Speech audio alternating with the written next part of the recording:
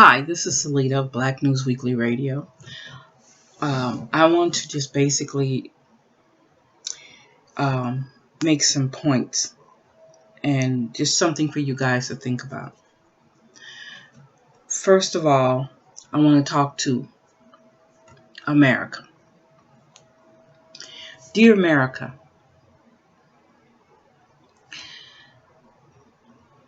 look in the mirror.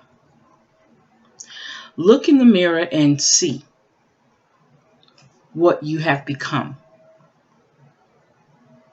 Look in the mirror, see where you've come from.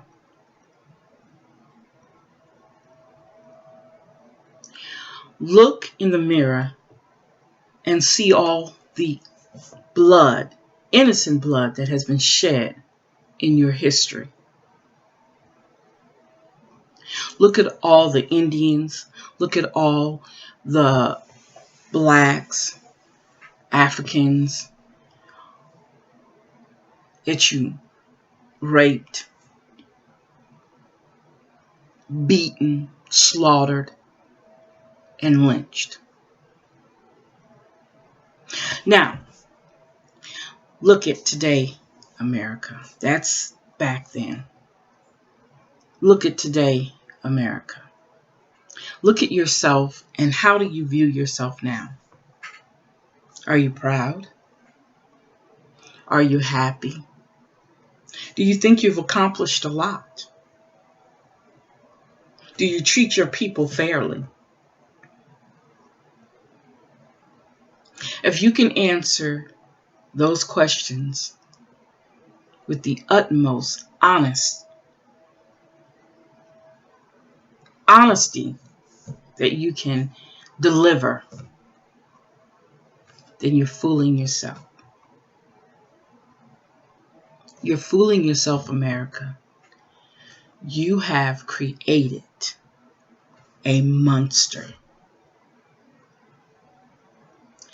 And whether you want to admit it or not, you have to fix it. How? Not getting rid of us. You don't get rid of your victims. You don't shut up your victims. You find a way to work with your victims. You don't expect for us to forgive you when you can't even admit you've done anything wrong.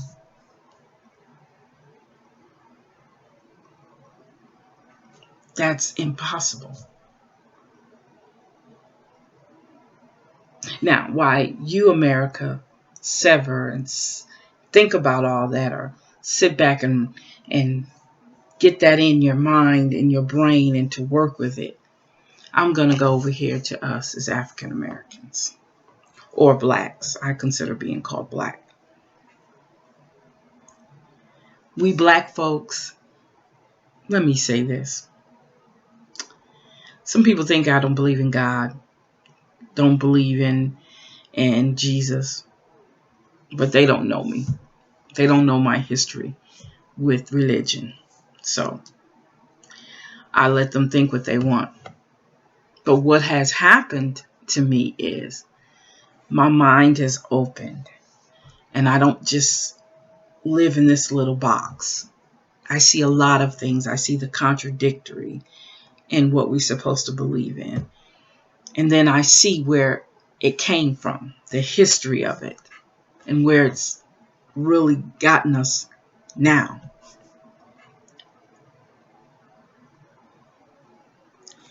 We hide behind our religion.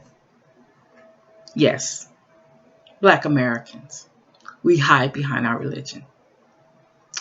It's a safe haven for us to just pray. We don't have to really do anything. Let's just pray it away. But yet and still, the blood of our brothers and sisters are still flowing in the streets. After 400 years, our blood is still flowing in the streets by the next generation. The next generation of the people who originally oppressed us. Because if you don't think this is generational, you're not thinking. This is generational. Okay? The violence that is taking place is generational. We, as Black parents, most of us work hard. We give our children what they need. We want them to grow up in a productive world. We want them to be productive citizens. But even innocent people are being shot down in the streets. So what do? You become a productive citizen in a society that doesn't even want to realize that you exist or recognize that you exist. You want to become a productive citizen in a society that at once called you a refugee and you were born and raised here. You want to become a productive citizen in a country that doesn't even want to really recognize that you exist. You know why I say that? Because the education system doesn't even recognize Black history in some schools.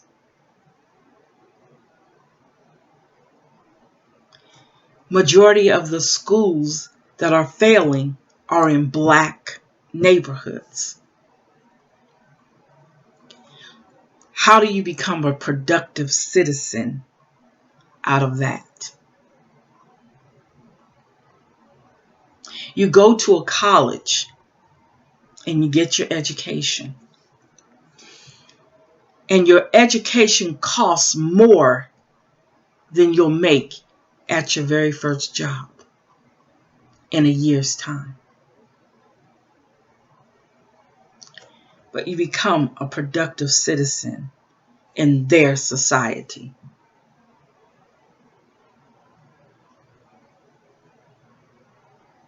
That amazes me, that we want to be productive citizens in a society that doesn't even acknowledge us.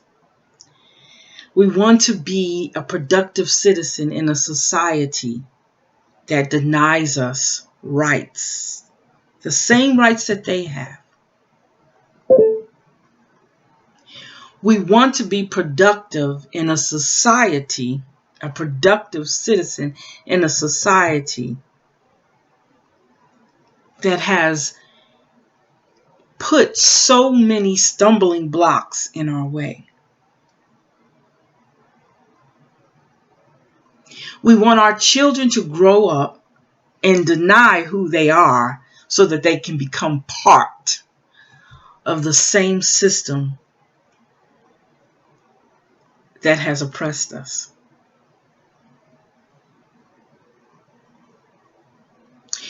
We want to become, or we want our children to become productive citizens in a society that no matter where we serve, whether we serve for our country, whether we serve the locals next door, whether we serve any as a cop, whether we serve as a firefighter, whether we serve as a government official, whether we serve as local and state, we still are just the N-word to some of them. You look at our president. No matter how we say, oh, he belongs to both sides, but his blood, the blood that runs deeply in him, is Black blood. He can be whatever side he want to be on. But the blood that runs through him is black blood. And because of that, he's totally disrespected on all kinds of levels. Now, do you actually believe that these same people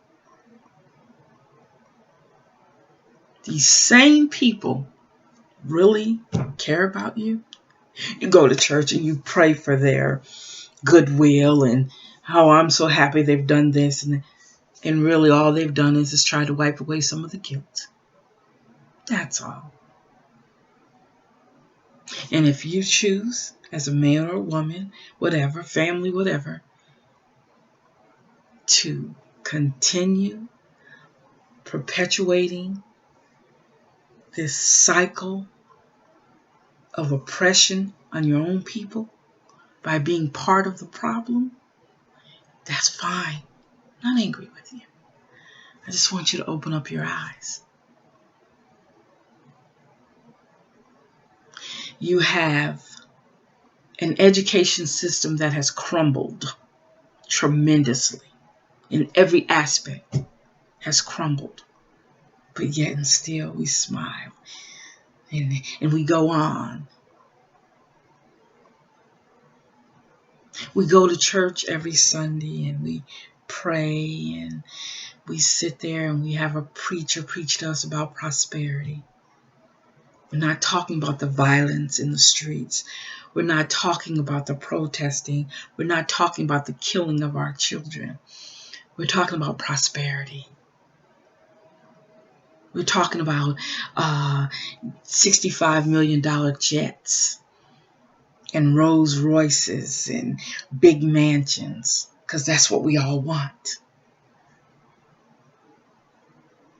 But we're not talking about the neighborhoods and people crying out to get help, but they can't get it because we're in church praying for prosperity for our family, not for the community, not for our people, but for our families.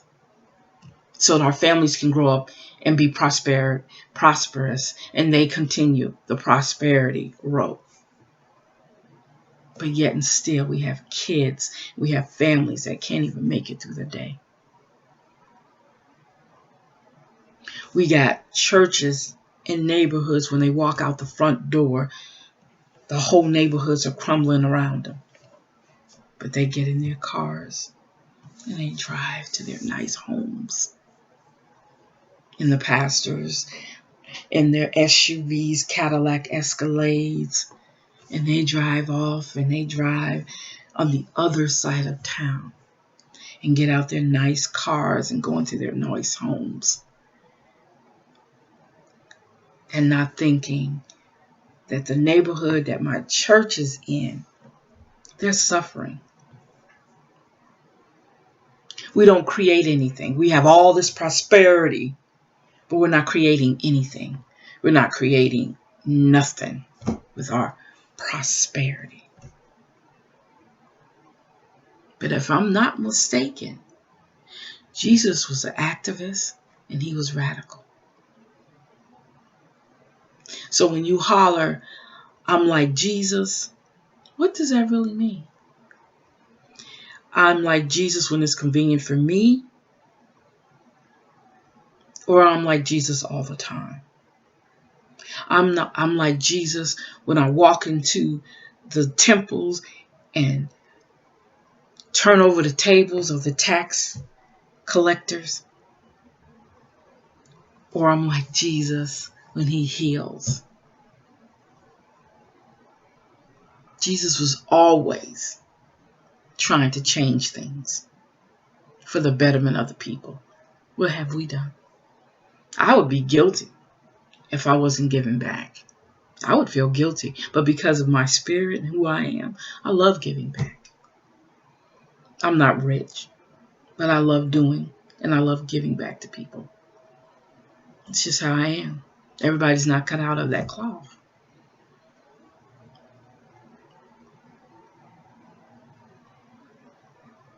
Let's talk about our parenting skills.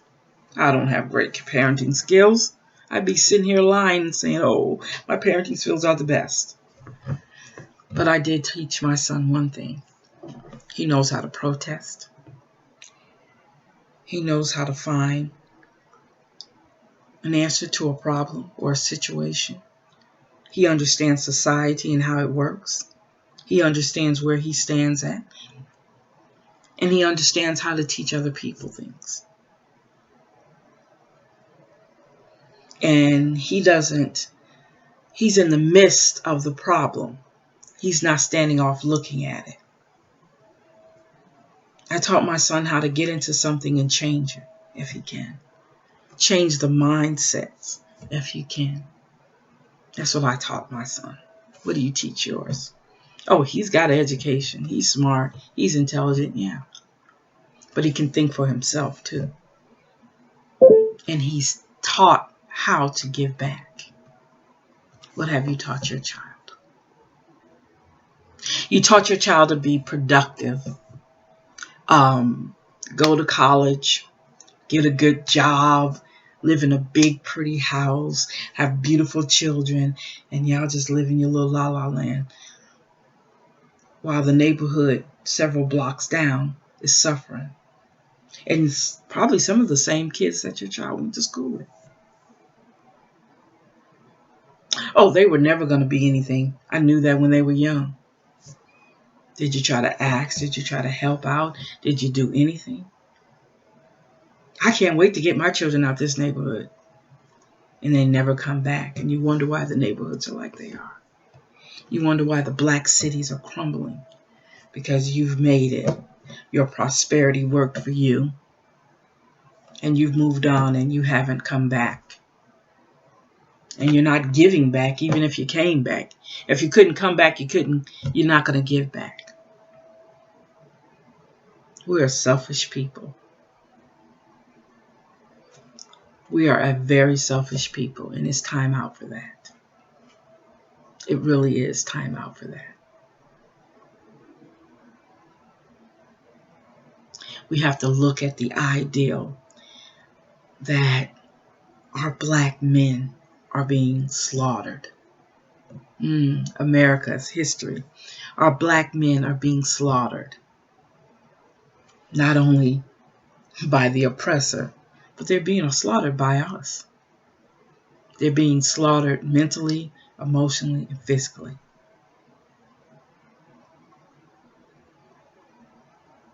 It's us. We're our own worst enemy. We can't always point fingers all over the place.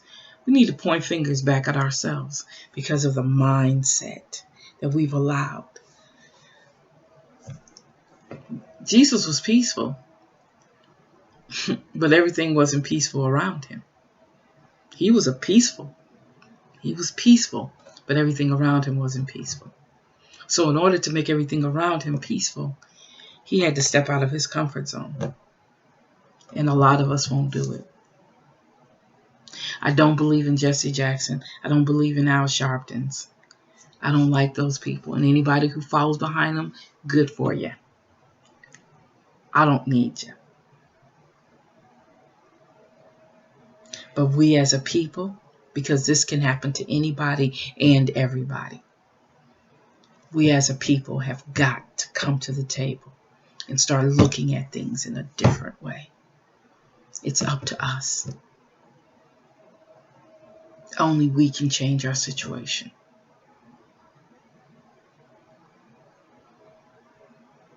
I didn't serve my country to come back to a society that doesn't even want to recognize me, don't want to give me the respect. Because I think the ideal that I served my country was enough to say, I respect you, enough to protect you. To allow your children to have safe and comfortable homes to come home to. That's all I ask.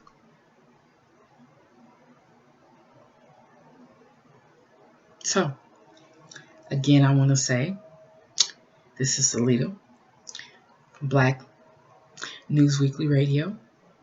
The Black stands for Black Louisiana Associates of Consciousness Concerns. And I will be back for more. Bye-bye.